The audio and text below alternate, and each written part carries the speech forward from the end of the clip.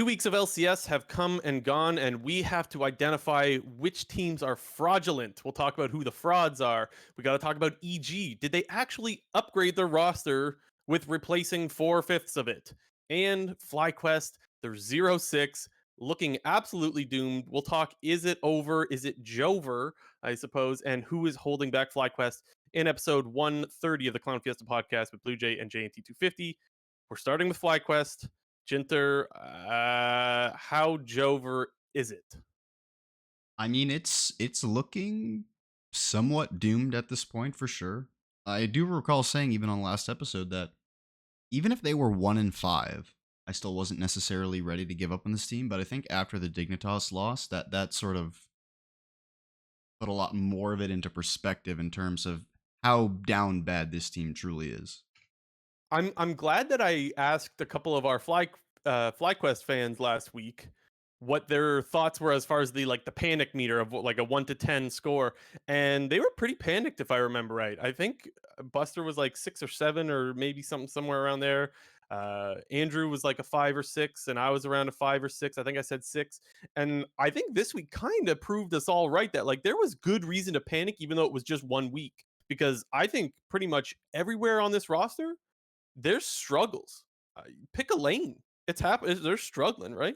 So when you ask the question, who's holding back Fly?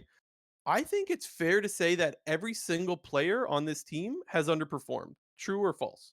I would agree that every single player is underperforming, but if I did have to pick multiple people out, because I do think there are more to blame than others, the bot lane is really the only part of this team which is still, you can't even say that they're performing well because they're not performing well, but they're performing average, which if you're being average on a 0-6 team, yeah, sure, that means I guess you're better than the rest of your team. But for the bot lane that Prince and Vulcan were supposed to be, like they've had, I think in 3 out of the 6 games, they've like solo killed their bot lane counterparts, which is something we should probably expect from them. But apart from that, they're just as useless as the rest of them. The only morsel of anything I can give to this team is that their bot lane plays well in lane, but that's about it. I would even say calling the bot lane average is even generous.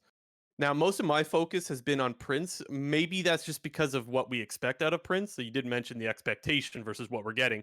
To me, I think Prince was extremely bad in week one, still not great in week two. Overall, this split, Prince has been one of the worst 80 carries, which is, I think that is wild to say, but I do think it.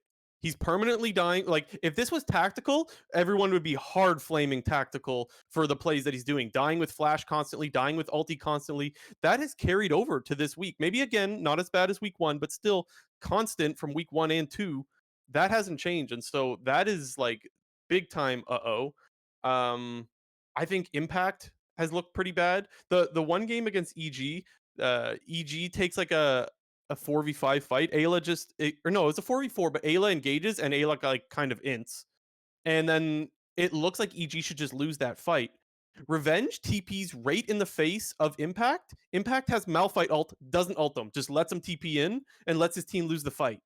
It made no sense. Like, your Malphite, you're not going to be this crazy split push guy by letting the other top laner TP away. He just let him go right in front of him. And I'm like, what? What? His ult was off cooldown. I was making sure I was looking at the thing. He had like nearly full mana bar. So like, I don't know what's going. Like, maybe there's comms saying like don't interrupt it or something. We're winning. I don't know, but it looked bad. Uh, I mean, I could go through the whole list, but maybe instead of just owning this whole segment, I'll let you say a little bit because I could go on for days. Yeah, I mean, come to think of it, I mean, I don't know if I necessarily been watching Prince as closely as you, because I mean, in terms of, I mean, you're correct in saying that he has been dying a lot more, or at least what we were used to and seeing in the spring split.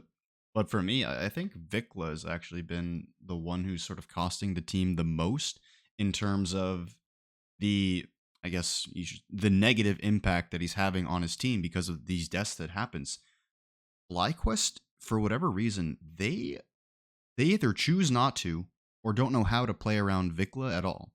And I don't know, it's really hard to say from the outside looking in if that's like communication problems with the team and how the team is playing around Vikla, or Vikla is just on his own, like doing a bunch of random stuff, dying for waves when he doesn't need to be, not respecting enemy pressure when he's just getting dove 1v3. There have been like multiple costly errors from Vikla, specifically in the side lanes, in almost every single FlyQuest game where he's either greeting out for a wave and dying, he's not respecting enemy pressure when his team is like all bot side, he's just chilling top side, catching a wave and getting dove. So I just think that the way the team operates around their carries is really bad. You look at some of the team fights. I'm trying to think of which game it was. I think it was the EG game this week that they lost. Prince and Vikla were hung out to dry in almost every single team fight. I think FlyQuest they just did a really poor job of identifying what they needed to do to win in that game because they were so worried about the enemy team diving on top of them that they felt the need to dive the backline. But EG had more backline and better backline access than FlyQuest comp, so they should have just like, in my opinion, tried to like defensively appeal instead of just full sending it into the Zaya, who has cleanse plus ult, when your Philios has kind of no escape tools with no flash. So I don't know. I thought that Yeah. EG game specifically was like that was the prime example of this team just doesn't know how to they don't know how to operate right now. Like there is no direction. It just seems like five individuals. Yeah, I agree.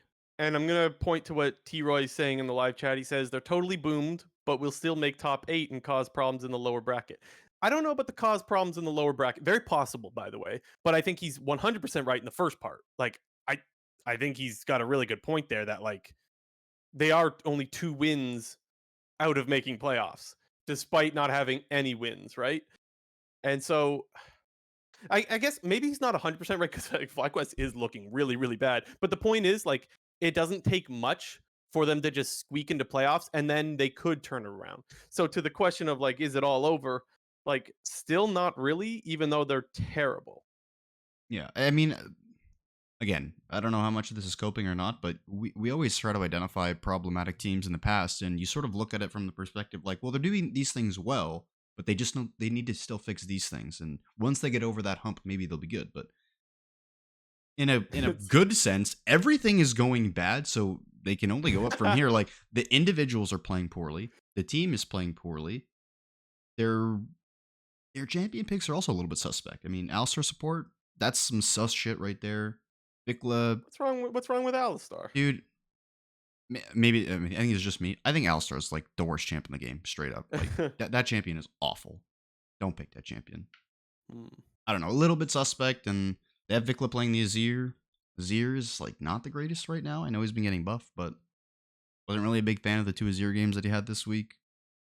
But like I said, considering everything is going wrong, I think that all you need is certain individuals to just step up their performance, whether that's Impact, whether that's Prince, whether that's Vikla, and even just getting some coordination in team fights. I think this team can actually still be pretty decent. Yes, I don't think they obviously have the ceiling to finish in the top four of the regular season probably now, but I would expect this team to still comfortably make playoffs, especially because, when we get to the frauds potentially, there are some frauds out there in the LCS, and I mean, maybe FlyQuest is one of them because they're better than their O6, but there are some Yeah, also like pretty bad teams that have more wins than they do currently. So I don't think we can classify FlyQuest under the frauds section because they're really bad and they haven't won games. Like that makes sense. That is not yeah, fraudulent, no. Like if they were playing really good, somehow losing all these games, I suppose you could say fraud.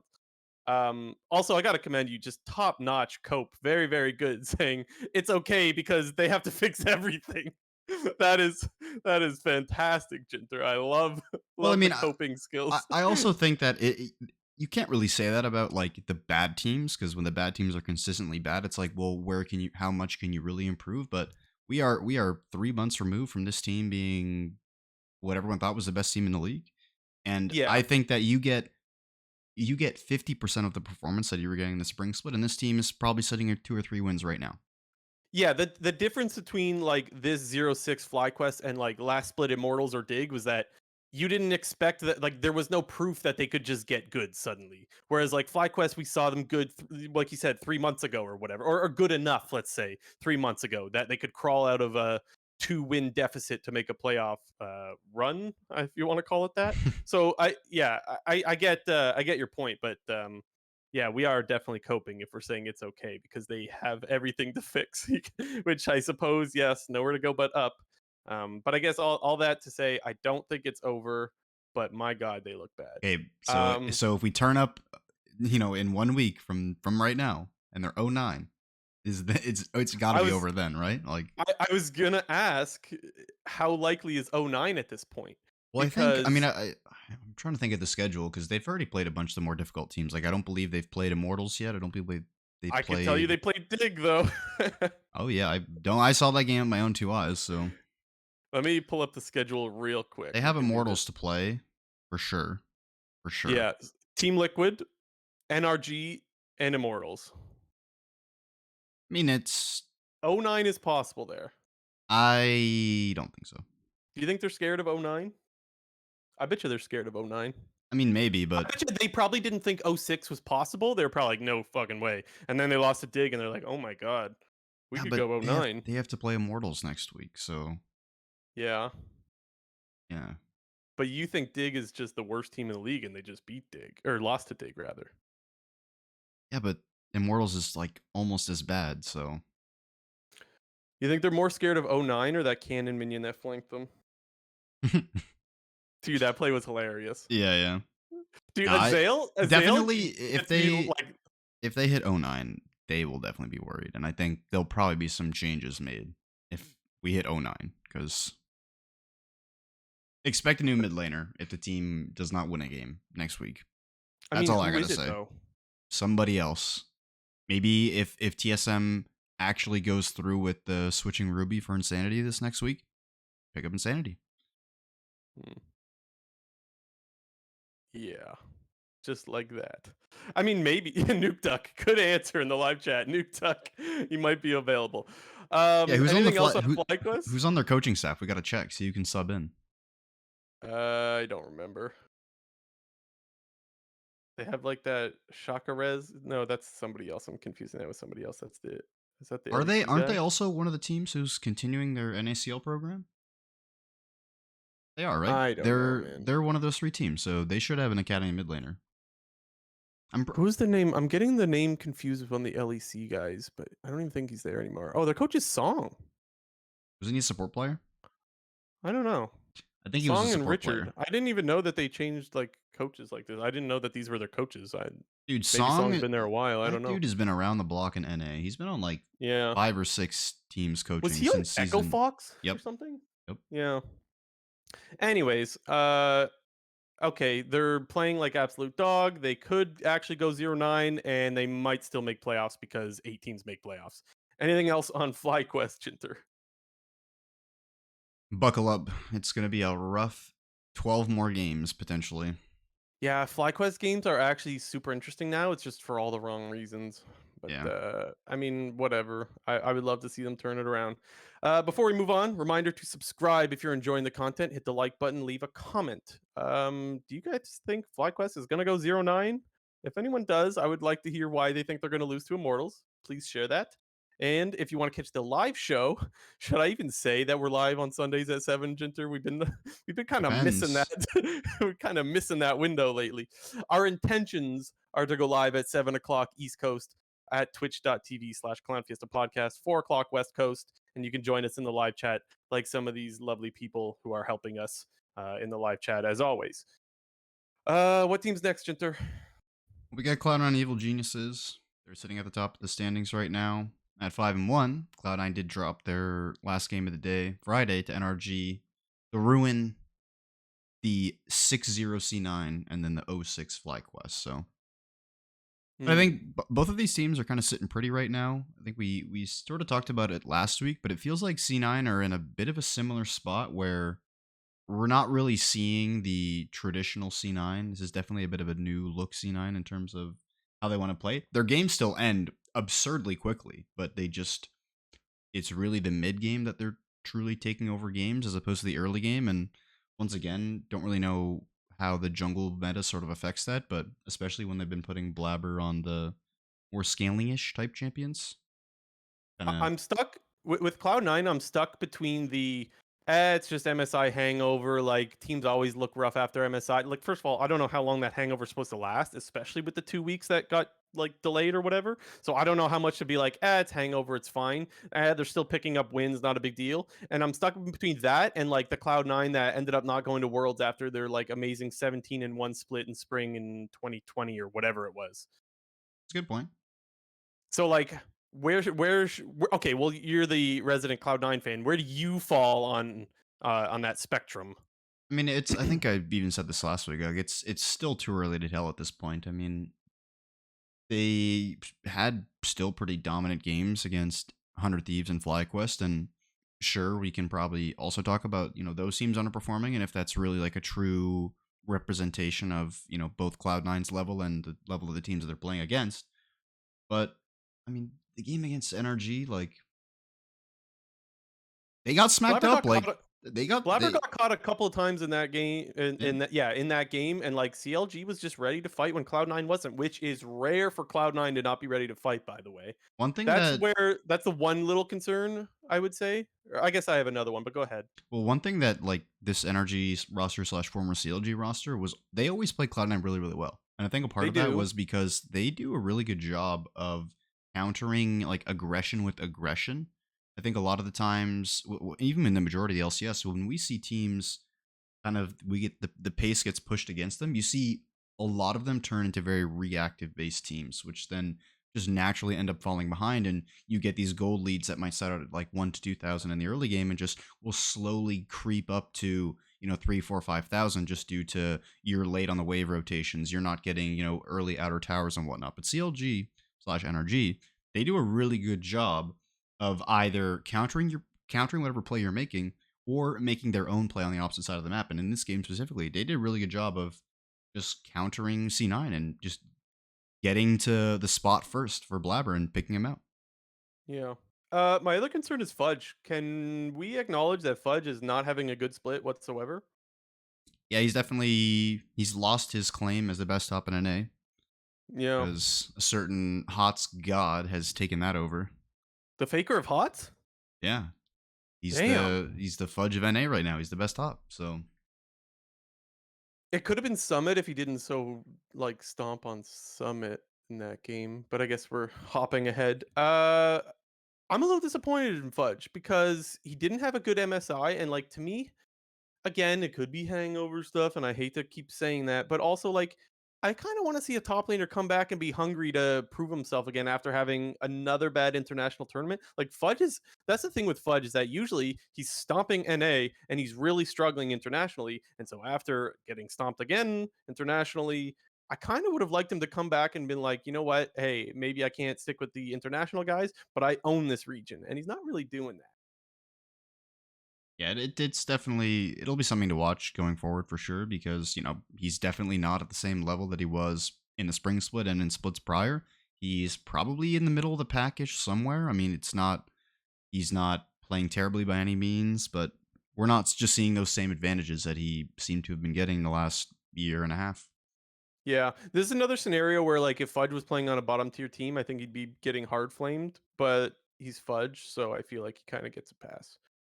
Well, I mean, I don't know. Sounds like you're way more down on him than I maybe assumed at the beginning. Sounds like you Yeah, think I he's just like, don't think he's been good. I think he's been pretty underwhelming, honestly. but is it underwhelming to the average LCS top lane or underwhelming to what we know of Fudge's potential? Definitely underwhelming to the Fudge part. I would say maybe average to below average of an LCS top laner. So, So you yeah. could, you don't have to right now, but you would say that there are six tops better than him right now? Maybe. Okay. The thing is, because there's all like we've had splits where our top laners are like some of our best players in the league. Remember where it was like Fudge, Someday, Summit Yeah, that yeah. like we're all Mhm. so like there's that, but then there's also splits where like our top laners are pure dog. So like even if he's the fourth best top, that doesn't necessarily make him good per se. But just Fair going to enough. look at the list, like Licorice has been better, Summit has been better, Rich. um, Rich has been better, Revenge has been okay. Um, Haunter's been bad. Dokla's been okay. Solo's been okay. So like I would put him more in like the Solo and Dokla section rather than the Rich, Licorice, and Summit section, if that gives you an idea. I don't know. I don't disagree. So Yeah. On the EG side of things, I want to ask you this, JT. Is Evil Geniuses the best mid jungle right now in the league? Hmm. Probably. Probably. Like it's 2 weeks, right? So I Yeah. understand. Like, okay, I we're do getting ahead think. of ourselves. Like we have 2 weeks of info to go off of. Yeah. In I you know. think it's. I think X is X and Y the best mid jungle in any respective league? I think that question is slightly outdated now because the game very clearly revolved around mid jungle for about a 2 year span where It did. mid jungle was the most important thing, and very often it was the mid laner and the jungler who were teaming up to spur us out into the side lanes and whatnot and go into enemy jungle and get vision, whatever. But I do think that that's changed a bit less now. And in terms of that, it's just the whole game does not need to function around the mid jungle. You can kind of choose a multitude of ways to play the game in terms of how you want to set up your gameplay through your draft and whatnot. So I Mhm. would say that Evil Geniuses, they have still kept that traditional mid jungle dominance where that's what they like to do and they like to play around and play through.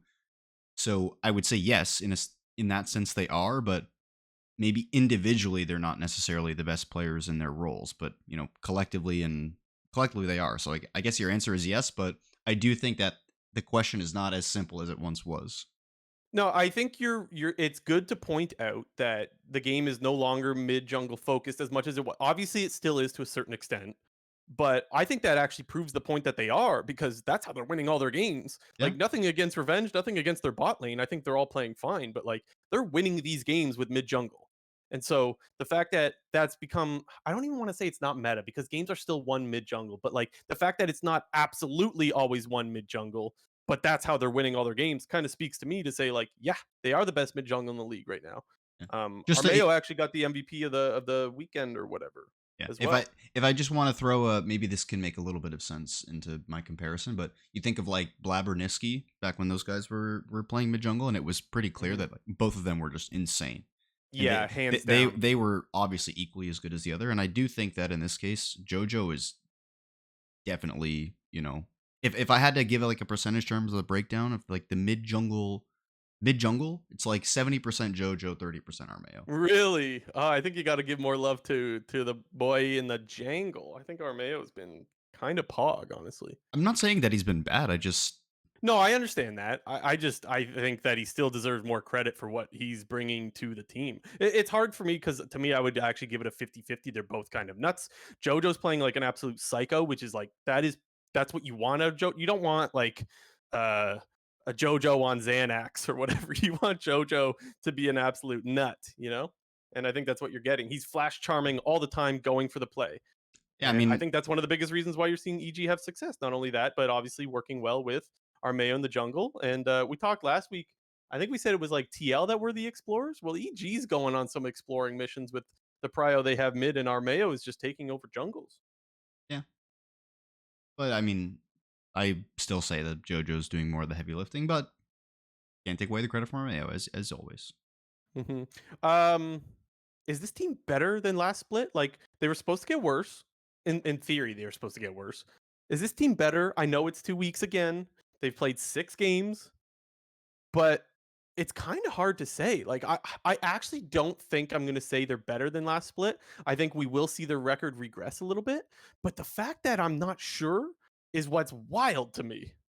You kind of hit the nail on the head there. Like the fact that we're unsure if we want to say that we can't say that they're worse because based on like we'd have to completely ignore what we've been seeing for the last 6 games because this team has been playing like one of the top 2 teams in the league. It's been Cloud9 Evil Geniuses, and maybe you throw Team Liquid in there, but they're kind of too inconsistent for me to even put them up into this pedestal with C9 EG. But you know they are a pleasant surprise. Did you see the handshake between Ayla Oh, and yeah, great, Vulcan? yeah. Gave him, like, the stare down with the serious handshake. I liked it. So, I don't want anyone to think that I don't like it because honestly, I love it. But that is really early to be doing that. 2 weeks into the season, you don't want to piss off who was the best support in the league. Maybe you could say not anymore. That's totally fine. But I wouldn't be wanting to piss off someone who's, well, let's be honest, very, very good. Yeah, his team's not looking so good right now, but don't poke the bear. At the Is same this time, I absolutely love it. what's your comparison from like this to the Sven Jan thing from last split? Comparison in which way? Like, which one was better? Which I don't one know, did the I like more? handshake, the beef, whatever it was. Just, I mean, obviously the Ayla Hmm. Vulcan thing has been pretty ongoing, but Yeah. because we were also saying the same thing about when Jan was he did all that all chatting against Sven, like don't go out be pissing off, one of the best players on the best teams in the league. And Yeah. in your I think same sort of the other sentence one was there, a like don't piss misunderstanding off though, Vulcan. right? He's pretty damn good. Wasn't the Cloud9 and Team Liquid one a misunderstanding of something No, though? they were just being cringe for social media because they were probably forced to come out with statements. Hmm. It was when Jan like all chatted that their academy team, TL academy team, was better than C9 after they killed them bot lane. No, I know that, but I think there was some context before that. Maybe someone in the comment section or live chat can help us out, but I can't remember all the details. I think there was something else that led to that. Regardless, I think they're both equal. Maybe okay, no, I like the EG Fly one more because I think it's more ongoing. I feel like there's more life to it, whereas like the C9 and TL one kind of just ended. You know, I don't think this one's gonna end, so I think this one's better. What do you think? I mean, it definitely is ongoing. The cherry on top is one needs to knock the other one out of playoffs and whatnot. Because that'd be the dream scenario. We get True. end of summer split. It's lower bracket. Last spot goes to Worlds. EG versus FlyQuest. Ayla Vulcan, the rubber match. Also, how perfect is it that Ayla left like the good guys and went to the evil team and then did like the stare down shake? Like Yeah, that yeah. is perfect. It's perfect, man. It's so good. If FlyQuest comes back and like I don't know, let's say they beat EG in like a playoff series, I realize we're far from that happening right now. First, they got to pick up one win, XD. I think we're going to see the biggest ratio we've ever seen on Twitter ever. If FlyQuest comes back somehow, they beat EG in playoffs, let's say, I think we're going to see the biggest LCS ratio we've ever seen from Vulcan. We'll Dare we'll to look dream. we'll look forward to that. Okay, what team's next? We got a Team Liquid and Golden Guardians. They're sitting at a respectable 4-2 right now. Although TL did start off hot in week 1 with a 3-0, they dropped some eggs this past week. Oh, they dropped a lot of eggs. Um what's more embarrassing? Last week I compared Team Liquid to Charmeleon, a fire Pokemon, or Team Liquid throwing a 5k lead to Dignitas. What's more embarrassing? I mean, when you lose to Dignitas, it is so embarrassing. So it's got to be losing to Dig. Okay, and before I move forward, because I'm going to keep the Pokemon analogy, I just need to know: is it too late to switch to the Squirtle, Wartortle, Blastoise, or are we sticking with the Charmander, Charmeleon, Charizard? Yeah, you can't. Once you pick your starter, you picked your starter. There's no going back, bro. True. Okay, that's a good point. No Once you pick going your back. starter, yeah, like Professor Oak, I changed my mind. He doesn't care. Okay, There's no so return policy on this shit. true. That's a very good point. Okay. So were they Charmander this week or were they Charmeleon? They definitely weren't Charizard. Now I don't know. They're like no, they're like the Charizard before he started listening to Ash. When he's at like when he's I don't know how much Pokemon anime you watch, but when he's in the Indigo League and he throws out his Charizard against I forget it was against Gary. It might have been the guy before. Dude just didn't listen to him. I thought that was Charmeleon. No, it did happen with Charizard as well. Oh, dude, that Pokemon was an asshole. A little bit, but then Oh he man, what but a then dick. he then he turned into a beast. And Okay. like I said, TL they're ramping up, man. I'm not gonna ignore the fact that they didn't play very well this past week. They threw a Okay, but that massive means lead it against cannot Signet. be Charizard, even if it's the bad Charizard that doesn't listen. Nah, they have to be at least Charmeleon still. I'm saying they're Charmander because, and we mentioned this a little bit last week, that they still have sort of the same issues. They went 3-0 last week, but they were still losing mid-game fights, like just throws. This is a throw against what I think you would say is the worst team in the league, unless you're calling FlyQuest the worst team in the league now. No, So still dig for you. yeah. So they threw a 5k lead against what you would call the worst team in the league, Jinter. How is that not Charmander? Oh man, I'm getting too emotionally invested in this because when we're talking about Charmander, I think of like cute little Charmander from He's like holding his tail under Oh the little yes, his green little leaf and tails. stuff. I remember that his tail's going out and they gotta rush him to a hospital or something. I would say TL needs to be rushed to a hospital after those throws. Okay, let's talk about more good though, because I would actually argue, even though Core JJ was very, very responsible for that throw against Dig, I actually think Core JJ is looking really good. And I don't think it's a coincidence that like Rel is back in meta and Core JJ is making some really nice engages. So maybe the little flame on the tail is got another spark with Core, but he was kind of the one that threw that game or got picked, and then they took a team fight right after. I There was a lot of the, as you mentioned, some of those problems that we're seeing from Team Liquid from spring to summer are still here, specifically around the mid game. But I think that on the more individual side of things, specifically, in week one, I talked about the rookies and Jan and Harry, but you've mentioned a ton both in spring and at the beginning of summer. Core JJ was kind of evading a lot of flame because he's Core JJ. He's been a really good player in North America, but And there was other guys to pin the blame on, like across all of TL, right? So like, Mhm. I feel like there's a lot of people that were like not looking at Core JJ first, even though he was part of the problem, as was his whole team. but I think I would probably say he's their best player this split. it's him or It's hard Summit to say. probably. The thing is, it would be Summit if he didn't get so hard dicked on by Rich but maybe that's a Cassante diff. I don't know. But I mean, as those problems still exist, I think they will continue to exist until they are able to figure it out. But I think there is a lot of good things coming for Team Liquid. One, because they are just naturally improving, and individually, players are playing a lot better. Jan and Harry, less mistakes. Core JJ, 6 games into the season, I think most people can say he is at that Core JJ level where he's looking like the best support in the league, and he gets Rel back, one of his better playmaking champions, when that champion was in the meta in season 10, 11, was it? 11? Want to say 11? But yeah, I couldn't tell you, but my instinct is don't give Core JJ Rel, but like, is he just gonna play Rakan and shit on you anyway? probably. They've been playing. Were they playing Nautilus Kaisa All he's as got to well? do is not play Alistar. I bet you Core JJ is probably still good on Alistar. Give him some reps on Alistar. I bet you he's a good Alistar as well.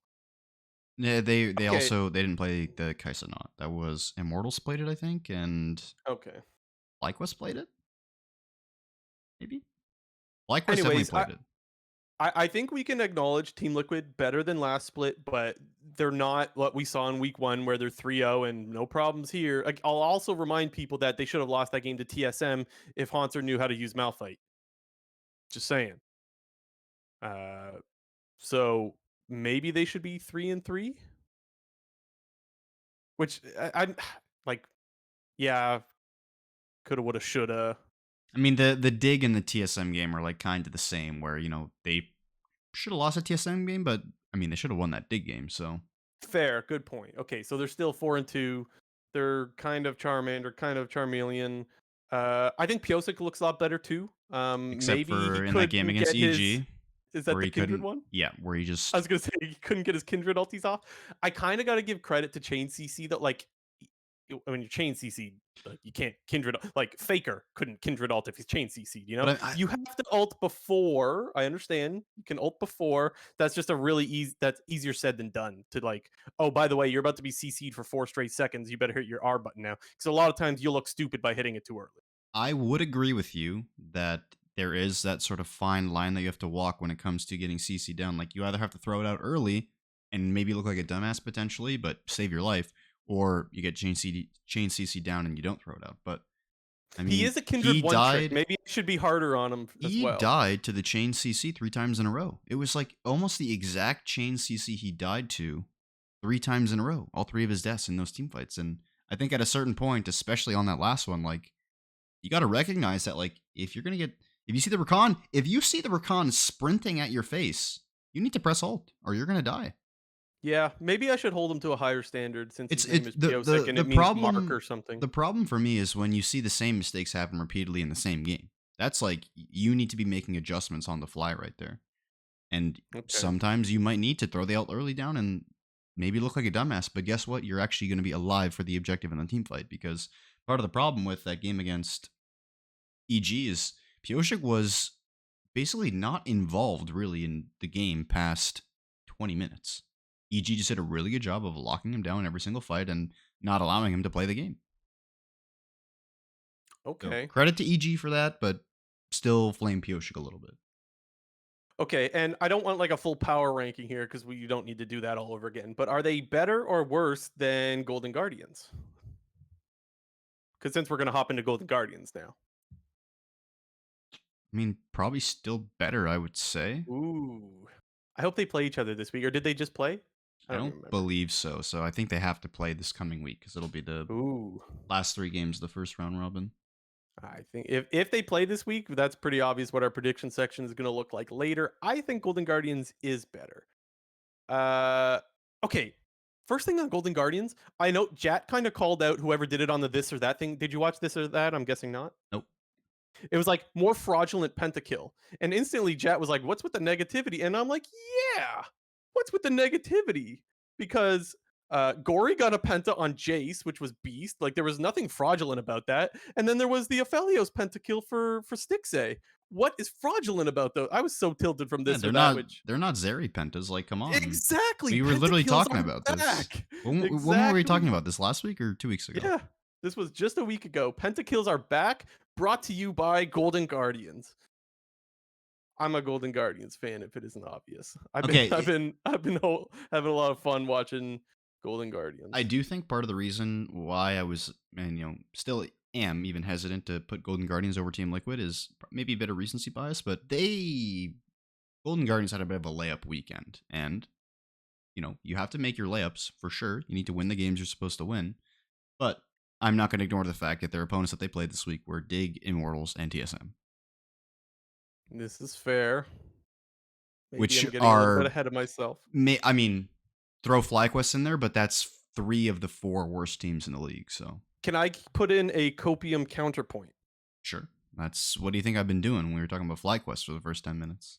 Last week they almost beat EG, but EG snuck a Baron.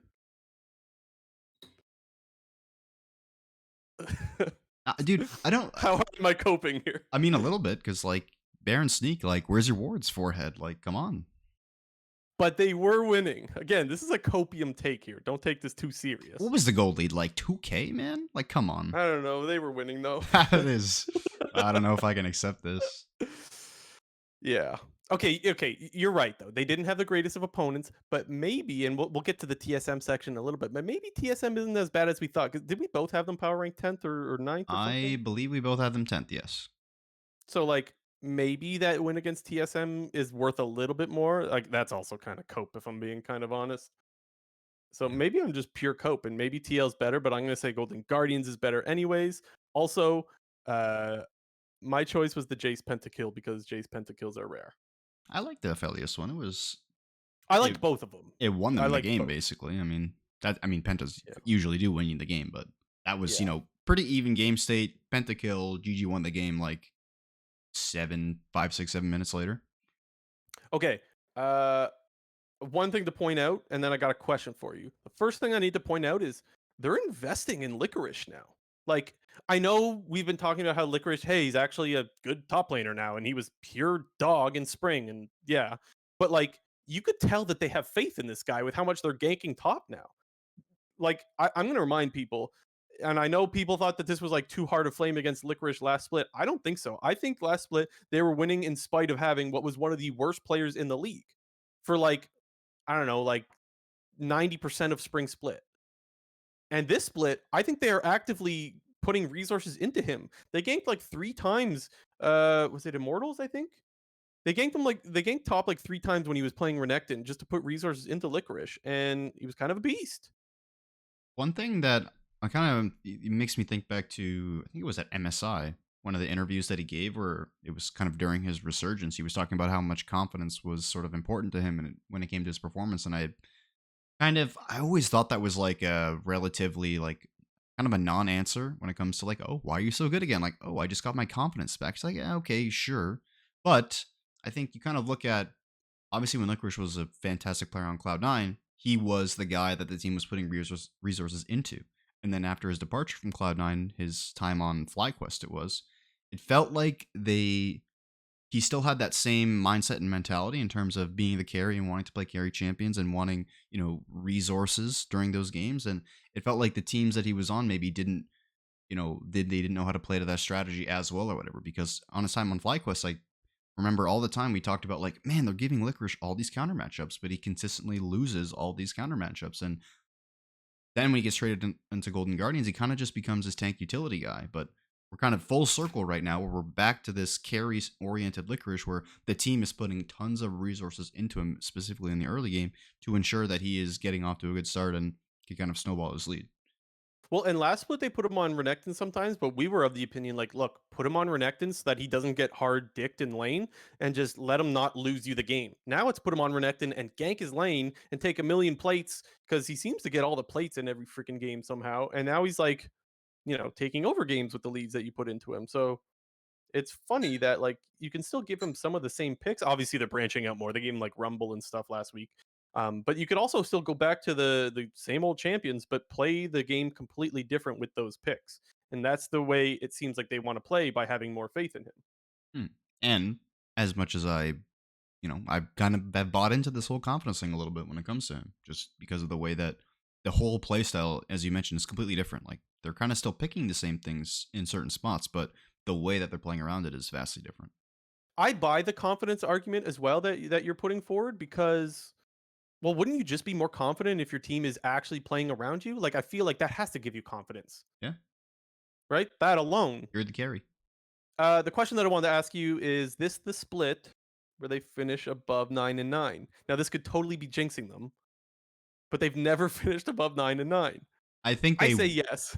I think if you asked me at the start of the season, my yes wouldn't be as definitive as it is right now.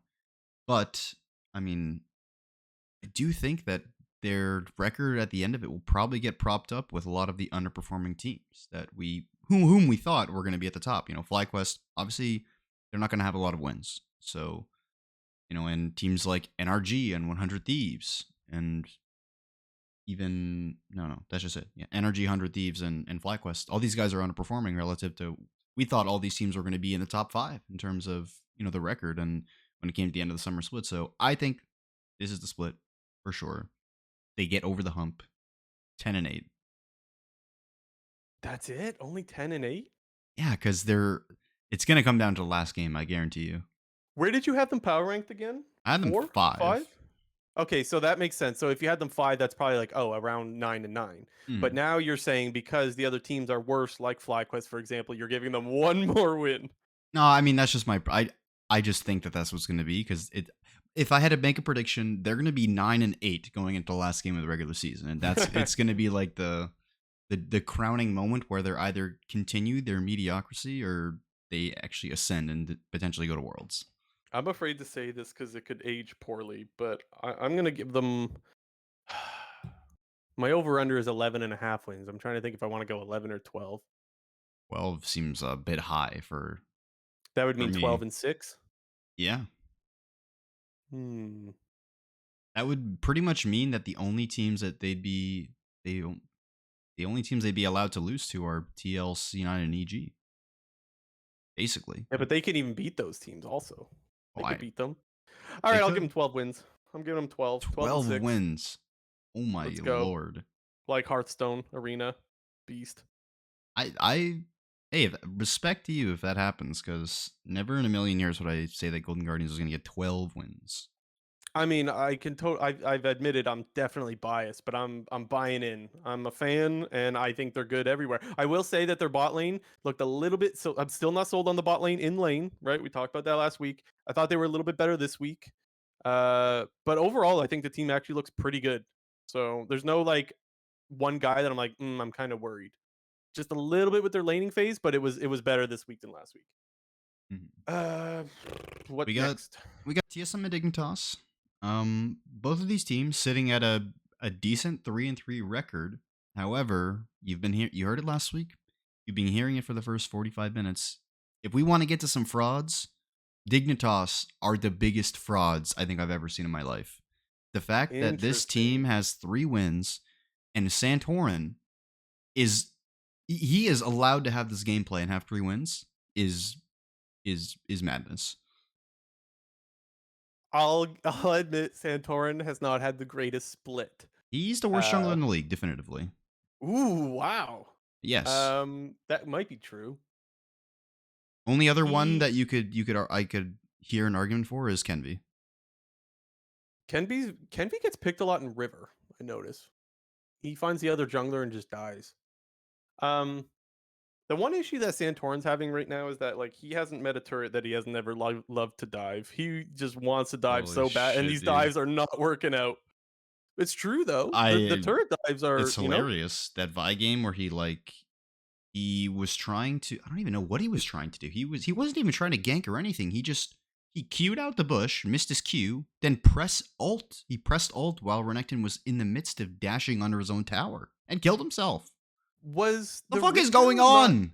wasn't the Rift Herald about to charge also? Couldn't they have just taken the turret, or maybe I'm thinking of a different play? I thought it was that Maybe. same play It where might have like if been you just because let Rift Herald crash, it kills the turret, or you could just kill the turret and then kill him after. I can't remember if he, put the Herald down or whatever, but I think that was that same top play. I will still say so. To me, it's very clear Dignitas's issue is they fall behind early because I don't think their laning phases are particularly great. Obviously, Rich is the exception, but I do think that they actually team fight pretty well. I think I was actually surprised with Tomo. Now, Tomo still dying a fair bit in lane. He's another guy that you can't really leave him alone. As soon as Diamond leaves and goes on an exploration, that's where Tomo dies to the enemy lane. But I will say that late game team fighting, Tomo has done a pretty good job of like insta cleansing any stun or whatever. He predicted the Annie Tibbers. It was TL. It was against Team Liquid, I think. He predicted the Annie Tibbers in the late game team fight. He backed up real quick, dodged it, and then continued to put out a bunch of damage. So like there's to me it's very clear that if Tomo just cleans up his laning phase, and by the way, they still got some kills in lane, I think, against Team Liquid. Like there's not all bad in lane, but I think that's the place where if they improve, I think the team gets much better. Same thing with Jensen. Um, there was no first strike baiting this week, but Jensen still got baited by running up and throwing Tibbers on someone and then instantly dying. So even though the first strike Annie is gone, it doesn't matter. It's still a problem.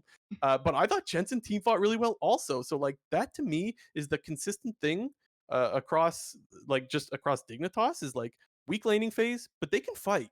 The Azir was really good. The Oriana was really good. So like Jensen better week 2 than week 1.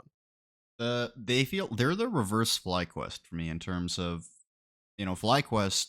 They're like, it's not like their early game is bad by any means. They just have no idea what to do post 15 minutes when it comes to team fighting and like macro. It seems like they have no clue what's going on. And I mentioned how horrible they play around their carries. Whereas Dignitas, they have such a bad early game, but as you mentioned, their team fighting is actually like the biggest strength of their team, and they more often than not are coming out ahead if they can get to the mid game while not too far behind, because Tomo, he's doing a lot of things right. The way that Tomo, Jensen, and Rich team fight is really good. It's also worth calling out that I still think this team is fraudulent. I need to put that out there. Like they're winning some of these fights, but also some of these fights are being thrown to them, right? Like the Team Liquid one, where Core JJ just gets caught in River, and then instead of just letting him die, the team is like, "Hey, let's just take a fight now," and then they throw that Yeah, game, right? Like there's, that's the LCS special right there. Just don't it's leave the not inter to go die. yeah, I don't want to make it sound like Dignitas are these god like team fighters, but they still do team fight pretty well. Just I think they're going to lose a lot of games still because even a team that team fights well is going to lose most team fights when they're behind after laning phase. And I think that's what's going to be the consistent thing with Dignitas is I think they're going to fall behind in laning phase. I mean, they've been down in the early game in every single game they've played. Like they have been losing the early game every single game, and you could argue that the only win that didn't get thrown to them was the game against FlyQuest. I mean, because it didn't really get thrown per se, but What I think it was wasn't that the one where they dove mid tower? Like mid tier 2, they dove it when they could have just taken the tower. It felt a lot like solo queue. was that that game? I had platinum solo queue flashbacks where it was like, guys, let's just take the objective. You know how someone used to always type, guys, Did take the that happen in objective, that game? and then you dive. I thought it was that one. Oh, actually, okay, you're right, because that was for FlyQuest. They were actually like up 6-1 in kills, and then they got it. Yeah, okay, yeah, you Yeah. were okay. So never mind. All their games have been thrown to them, basically. My point's Ooh, okay. incorrect. It's even worse. They're even bigger frauds than before. And I'll say it again. Santorin is the problem. Santorin is 110% the problem. Sure, their lane phase, specifically bot lane, it's not the greatest, but dude just hovers around Jensen like he's playing Yumi or something, man. I don't. I Jensen does please, die a please, fair bit in please lane though. watch. Maybe it's If you guys cannot get invested into my Dignitas hate right here, or you're like, what is this guy talking about? Go watch Santorin's early game. Just go watch the first 8 minutes of every single game, and I guarantee you, you get a timer out. Half of that 8 minutes will be him standing around mid lane. so again, what if Jensen, because he hasn't had the greatest laning phase. What if Santorin's like, man, if I leave this guy alone, he's gonna die. Same thing like Tomo. If And Diamond decides he wants to leave, I he's gonna think die. I think I even said that last week. I hope in Santorin's case that he like Jensen is begging him to like be around mid and be like, hey, like, oh, I gotta stay around here or else this guy's gonna die. I hope that that's the case for Santorin's sake. I mean, that's still bad on Jensen if the dude can't operate without the jungler being in his lane. That's just straight up bad. You can't have the jungler permanently in your lane 24/7, or you're gonna lose lane in the other lanes where your jungler's not paying attention to, specifically bot lane, because as you mentioned, their bot lane, their laning is not the greatest, but Tomo actually team fights pretty well. What is this team's record without swapping their top laner without Rich? Oh, well, they definitely don't win the TL game.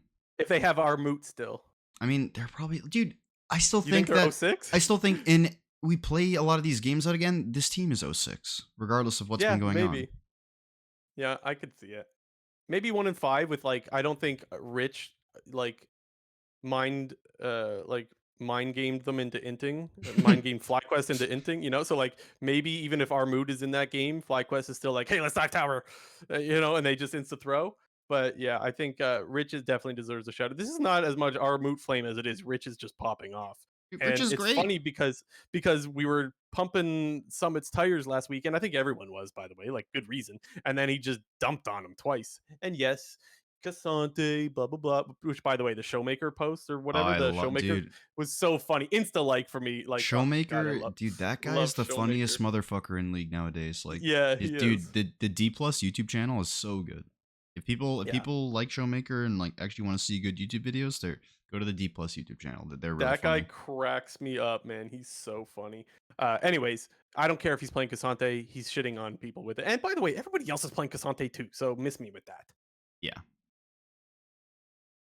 There was something else I wanted to ask you, but I don't remember. Anyways, let's talk about TSM.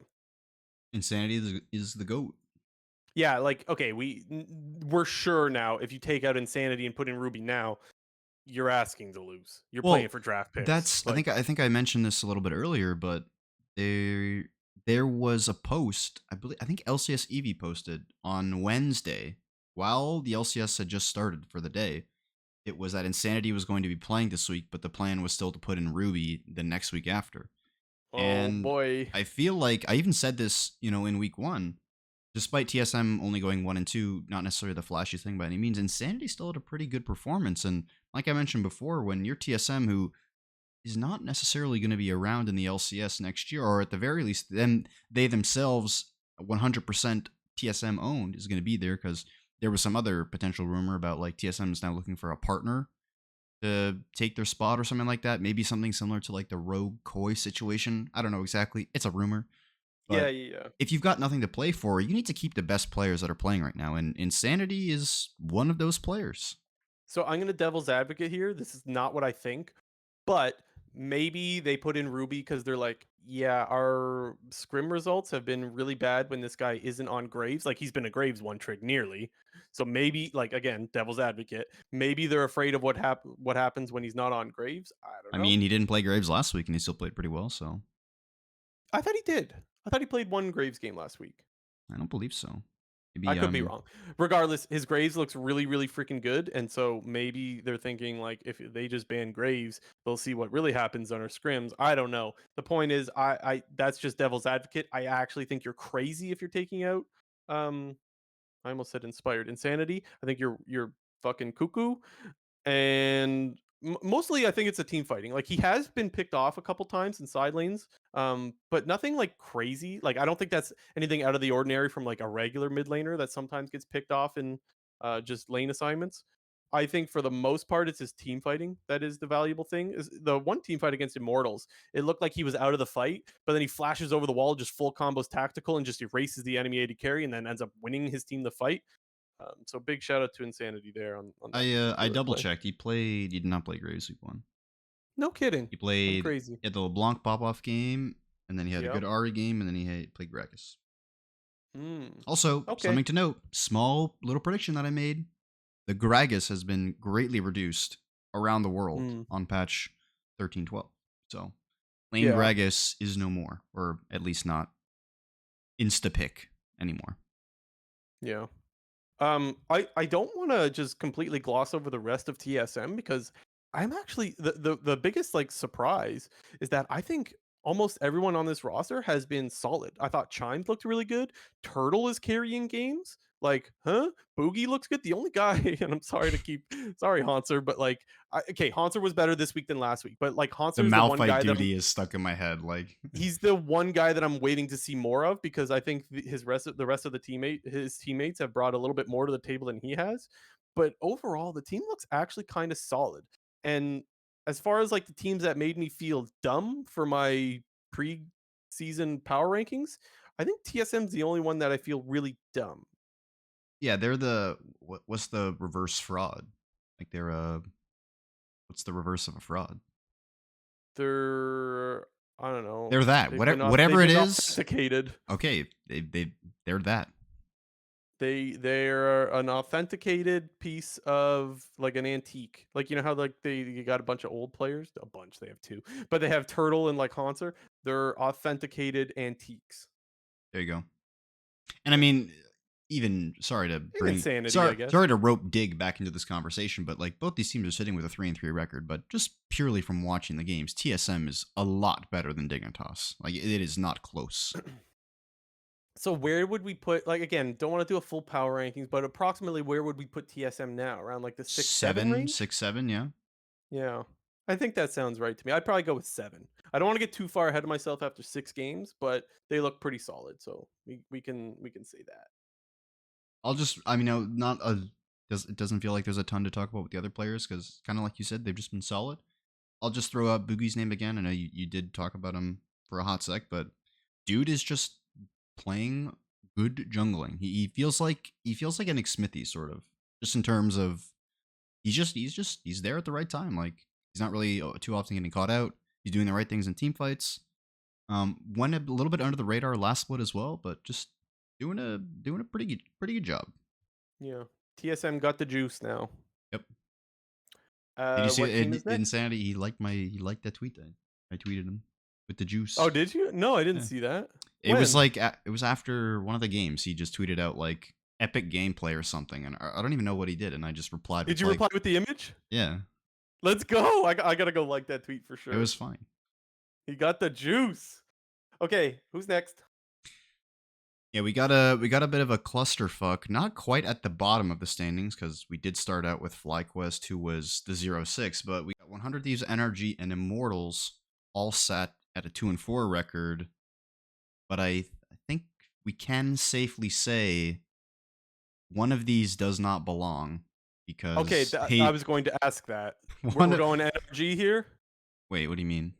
NRG is like not as bad as the other two, or what do you mean? I was saying Immortals is worse than both of them, but I Oh, mean, okay, fair. Well, I don't know. I 100D's been also pretty bad. well, I wouldn't disagree with putting Energy above. I think actually thinking about it now, there's kind of a pretty distinct 1, 2, and 3 in terms of yeah, sure, all these teams are 2 and 4, but it does seem somewhat apparent that Energy is better and Immortals is much worse. And 100 they're just in the middle of this 2 and 4, but it's not I don't looking that good know. for them anyway. Yeah, I would say 100 Thieves and Immortals are kind of on the same level right now, which I No, cannot believe I'm I saying. can't say that. I can't. Okay, well, okay, which team are we starting with here? 100 Thieves? Let's start with Yeah. them. Hmm. So, what is it that gives you a little bit more faith in them? Because for me, I see issues almost everywhere. I think their bot laning phase has looked pretty good. Actually, even their bot lane is good. The rest, eh. Especially mid quid, like it's 1 week, sure, but like guy was kind of getting dumpstered. Yeah, I will have to admit, I think a lot of it is purely due to the fact that this was Quid's first week playing in the LCS, and that surely he's going to have better performances than this. But if the mediocrity continues, then it'd be hard to ignore it. But I guess the more stable players who we thought would be the maybe the carries of this team, and and I think I've said this before, like Closer, he's the motor of this team. Him and Someday have also been pretty underwhelming for the most part. I'm Yeah. not putting Closer in the Santorin tier of jungling, but he's not looking too hot either. I mean, this is like the most AFK Closer I think we've ever seen. Yeah. And the thing that I'm struggling with is they could have lost that game to Immortals, and I know I've been saying a lot of that this episode, especially in the same way. It's another Baron sneak. They actually were losing, and then they just like took Baron, and like sure, Immortals they need to ward and blah blah blah. I agree with you when you say that, but like you're losing and falling behind to Immortals. That's a bad look. Oh, it is for sure. So like I can't just say that 100 Thieves is automatically above Immortals just because they beat them. Like they could have lost that game. Yeah.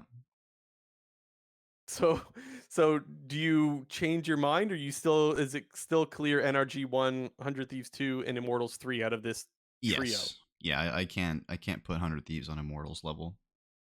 Interesting. By that token, what makes you so doomer on Immortals? I mean, I could think of a few things, I but don't like, know. what do you?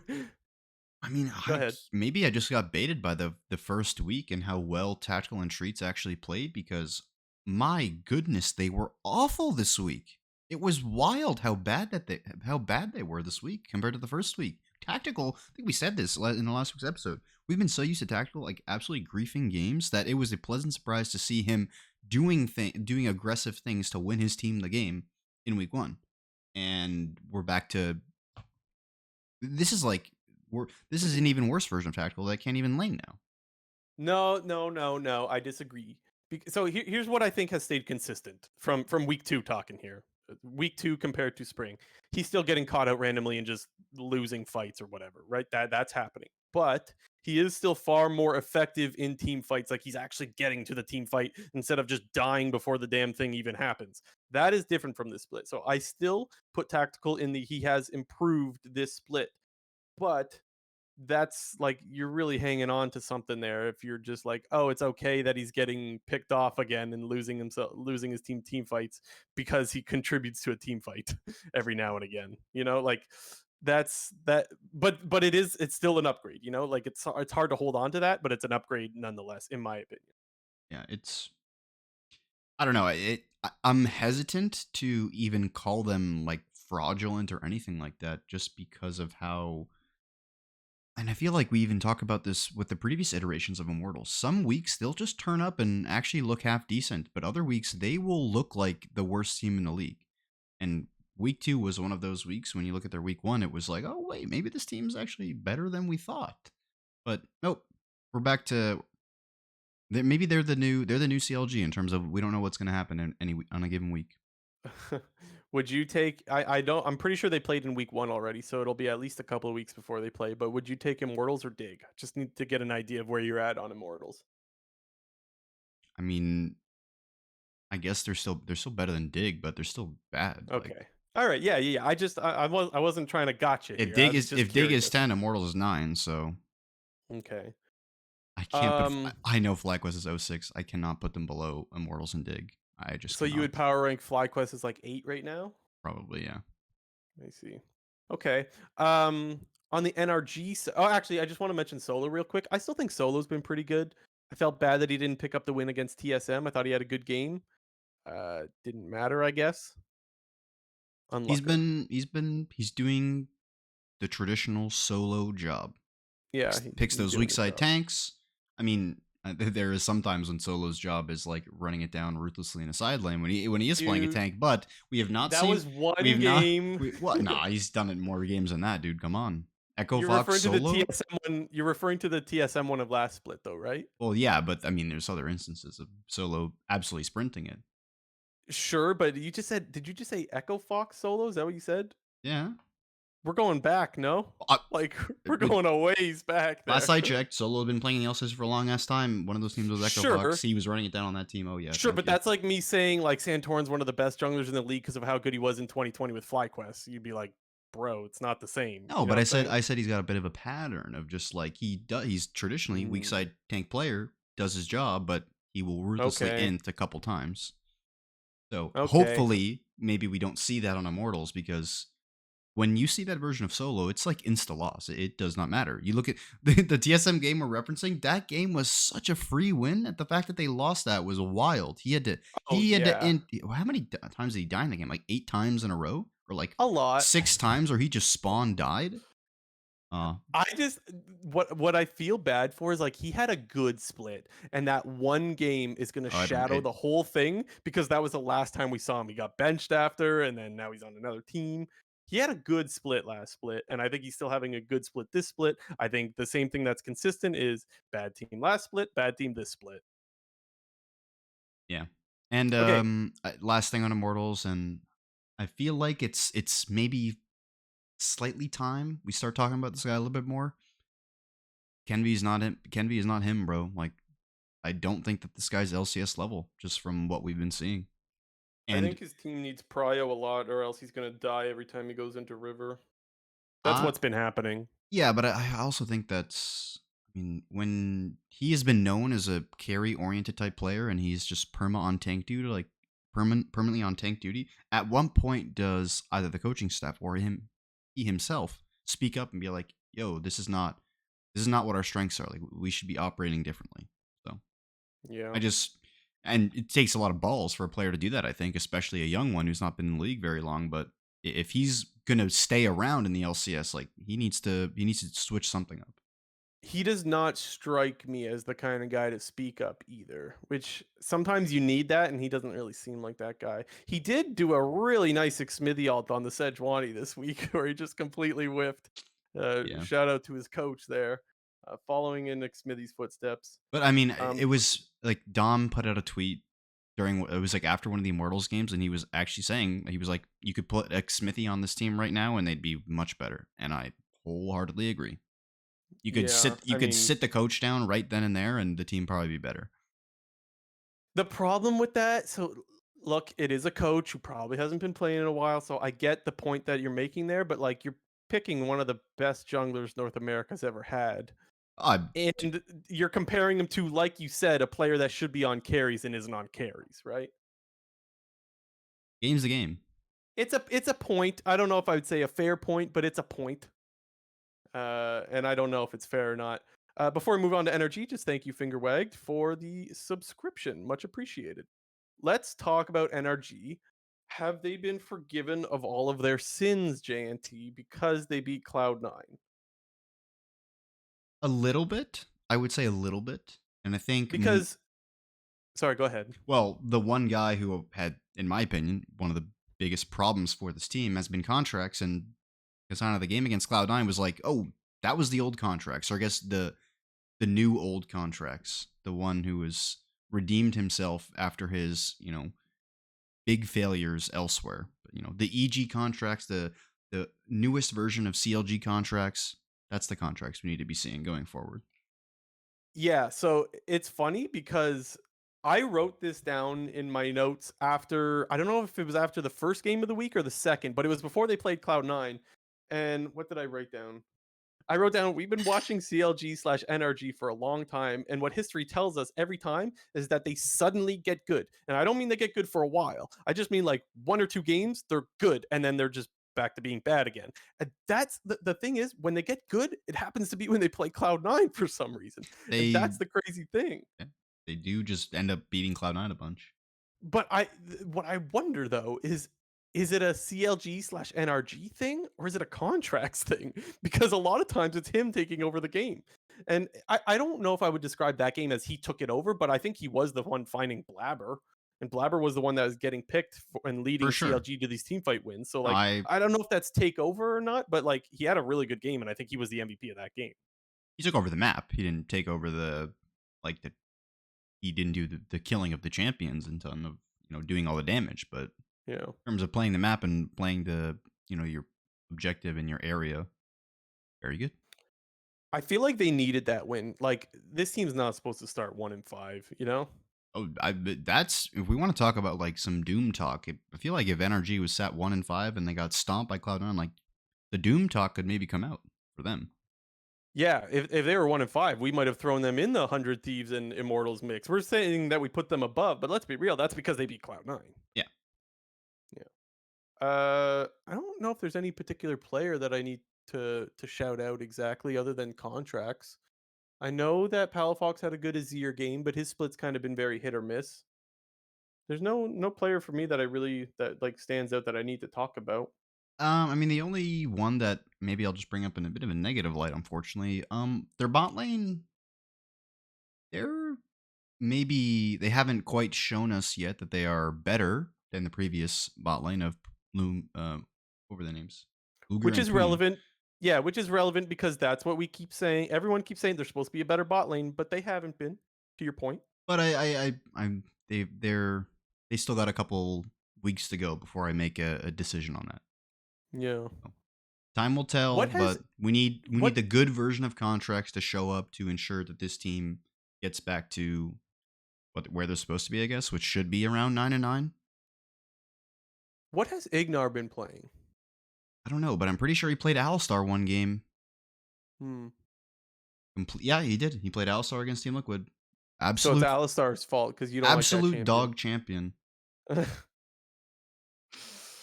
Okay, last thing on energy. Actually, I do kind of want to shout out Dokla a little bit because I thought he was much better at joining the fights with teleport than Senior Fudge in that game. Now, kind of said Fudge hasn't been the greatest to split, but you know what? Hey, he still outplayed Fudge in my opinion, so props to him. Good job, Dokla.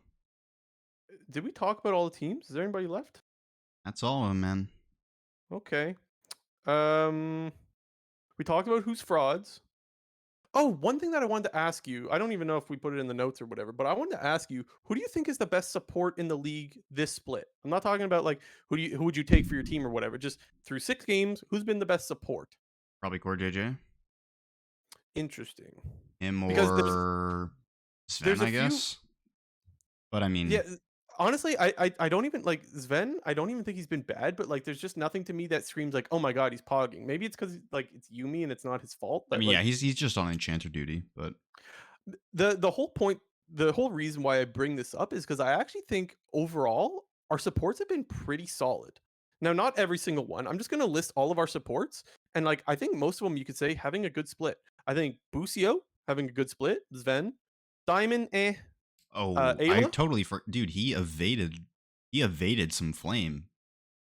because of the 2 rel engages. Well, I don't know, but all of his engages are bad for Can the I say the majority of them. one was just purely peel because his AD carry was getting Nautilus ulted, and so it looked way worse than it actually was. I just I, needed to defend Diamond on that one.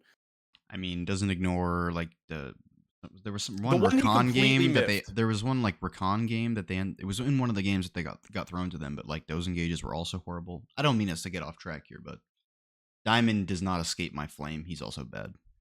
Yeah, I can agree he hasn't had the greatest split. I would say Vulcan as well hasn't had the greatest split, but Ayla's had a good split. Chimes had a good split. Core JJ, Huhi, and then there's some guys like Treats, Ignar, But for the most part, I feel like our supports have actually been pretty good this split. Yeah, I mean, apart from really Treats and Diamond. I mean, I'm I not think even sold on like Treats' performance yet because he played so well in the first week, but so awful in the second week. It's really, I don't know if the recency bias is creeping in. I think Busio's being overlooked. Just because of how bad the team is. I think Busio's had a good start to the season. I'm gonna pay attention more to Busio and have probably more to say in future episodes, but so far I think he's been pretty good. Well, I mean, I remember in Spring Split, one of the better things we had to say about 100 Thieves, even though they were struggling at points, was their bot lane laning was pretty good. Anyways, I do agree, Core JJ. I would say who he's right behind as well. His rel's also really freaking good. I just again that laning phase that we saw last week is kind of the reason why I could easily put Core above him. But I think who he's starting to look a lot like himself again. The engaged stuff is where he shines. And this is totally random, but I have it on good authority that he pets his dog before every game, and I think he deserves some bonus points. Would you not agree, JNT? He pets his dog before every game. I watched like a YouTube short and they asked the players what they do before all the games, and he's like, "Gotta pet the dogs," and I'm like, "Yep, he's a beast." But I mean, isn't that like a natural thing that you do when you leave your house to go wherever? I don't know. I don't have a dog. I wouldn't know. But you give some love to the dog, and then you peace out, and then when you come back, then they reciprocate said love. I dare to dream of the day I get a pupper in the house. Also, I forgot to mention he's also the MVPC, if you remember. MVPC, what is that? Most valuable player, Cam. Oh, Gotta throw in those points. So who he's just right behind Core JJ. Anyways, I think our supports are playing well, and I just wanted to shout that out. Was there definitely. There are stages. I think you kind of mentioned it. I forget what team we were talking about it, but there's something about top lane. Maybe it was in the Cloud9 section when we were talking about Fudge. But some splits the role can be really really good, and others it just yeah. seems to not be as good. But I guess this split is maybe one of those splits where supports are actually punching above their weight. Yeah, it's a good start to the split for supports, I would say. Hmm. Um, Earlier we mentioned like TSM made me feel dumb. I wanted to know, was there any other teams that now that we've gone through them all, is there any other teams that are making you feel dumb about your preseason predictions or power rankings? Maybe 100 Thieves. I mean, I don't know. I thought that this team would be so much better than they were, specifically on the closer and someday front. Yeah. Like they were supposed to be the stability. Like normally when you think of a new player joining a new team, I know some days previously played for the team, but that should make it so much easier to transition yourself back into the team, and you're not expected to have that slow start at the beginning of a split where you're trying to build rapport with your teammates and get the synergy figured out. Like this should be something that already exists. Yeah, it also can be awkward where you're having a coach step in, play temporarily while your mid laner is acquiring his visas trying to get here, and then this is only his first week, but despite the mid lane struggles, I did think that this team was going to look a lot more polished, and they're in the they're pretty definitively in the back half of the league right now of struggles.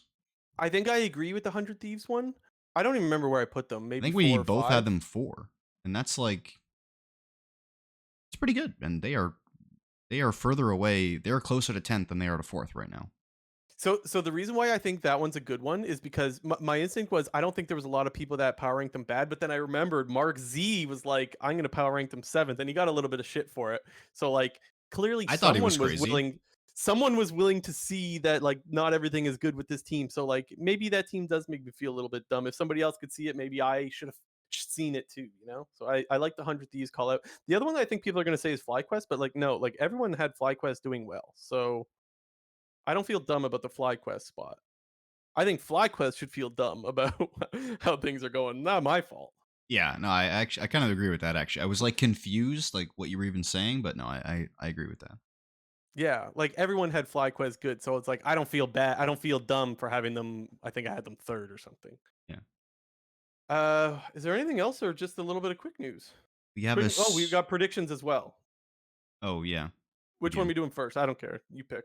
Well, let's just do the quick news because it doesn't even really matter. There's Okay. only a smidge. We had none last week. First time in a long time that happened. But there's a new champion coming out. Naafiri, jungler. It's a dog champion with her little mini dogs as well. I've only seen the not even the champion spotlight. It's called like just the gameplay trailer and the ability rundown. It seems like a season 13 champion. There's a bunch of dashes on the kit. Seems Can to it be deal a lot played of damage, support? presumably. I don't know. I think it's designed as a jungler, so Because you could pet the dog, so I want to know if who he can play this champion. I mean, I don't know. I mean, to be fair, he pulls out some wacky shit, so maybe it can. True. Who Dude, he might pet that dog. I thought he was gonna pull out the J4 support on the Golden Guardians first game. He even hovered it. I was like, oh my god, this guy's about to play J4 support in Emilio. It's about to be beast.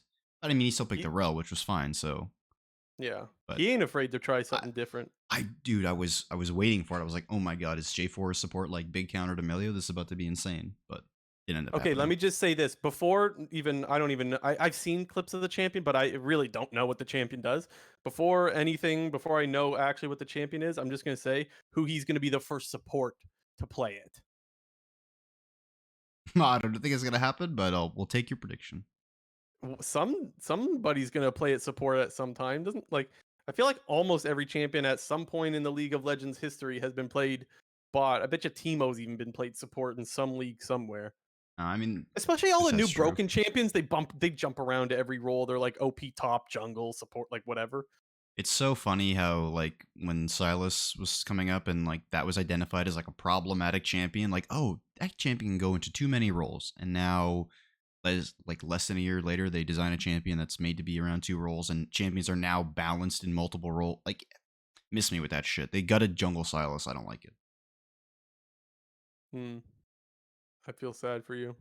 Not really. I don't really care about Silas Jungle. I'm Oh, sorry. dude, season 9 Silas Jungle, top tier right there. Other small thing on quick news. The Chinese players for the Asia games were announced. Pretty stacked roster. 369 and Bin are the top laners. Your one sub. They gave it to Bin in this case. Jungle JJ, mid laner Knight, ADC Jackie Love, support Mako. And I was reading a little bit on Reddit about this. People were kind of pissed off that Mako made it over some of the other premier LPL supports like Missing or On. I guess I shouldn't say LPL, but other Chinese supports. And Hmm. I mean, I think the both of us, we don't really watch any LPL, but On and Missing, what we did see of them at MSI was pretty damn good. And apparently the EDG coaching staff is coaching the team, so that's kind of why people believe Mako made it on the team as opposed to Missing or On. People think there's some nepotism, perhaps. A little bit. Something like that. I mean, I could tell you Bin and 369 are both beasts. I can tell you that. And Knight's a And beast. Knight. Yeah, and Knight, yeah. Jackie Love, man, that guy, what was the last like international tournament that guy was at? Was it just last That one Worlds? that one caught me off guard because we haven't seen Jackie Love at the Jackie Love level in, well, a while, honestly. Actually, yeah. I mean, come to think, he was at Worlds last year, right? And he was at Worlds in season 10. But other than that, his name has not been sort of in that upper echelon of international players who were like, whoa, godly. How crazy would it have been if they went with Uzi? That would have been hilarious. That would have been some true like nepotism from the EDG coaching staff. If People would Uzi have made that shit, lost then it. yeah, they actually would have. I think Anyways, when does that tournament happen? it's in between Worlds and the end of the summer split.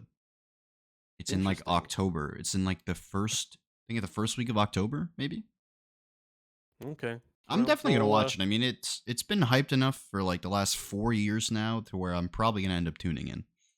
I don't want to commit for sure because I don't know what time it's going to be on, but maybe I'll watch it and we could Well, talk about it on the podcast or something. I should rephrase. I'm not gonna watch it live, but I'll watch the You're gonna watch. VODs. Yeah, Oh, okay, gotcha. I'm not getting up at what the hell, like 4 in the morning to watch these games. I'll Are watch the you a VODs in the two morning. X? Are you a 2x speed guy when you're watching VODs, or are you just No, like Raw Dog in VODs? I just use the arrow keys a lot. Like that. Hmm. That's like I won't. I don't know. Like the first, I can easily skip the first 3 minutes of the game pretty quickly, as long as I don't see anything like that's clearly like happening that's out of the norm, like a lane trade or some random jungle gank. I'm for sure a 2x speed guy, especially when I'm rewatching the LCS games for this.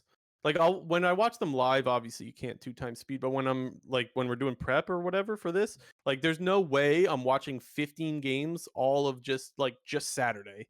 Like it's nah, not happening. So like 2x speed is OP for that. Shout out to people who watching 2x speed. You guys are more OP than you know. Shout out those people, the weirdos like yourself. No, those guys are beast. Oh my god.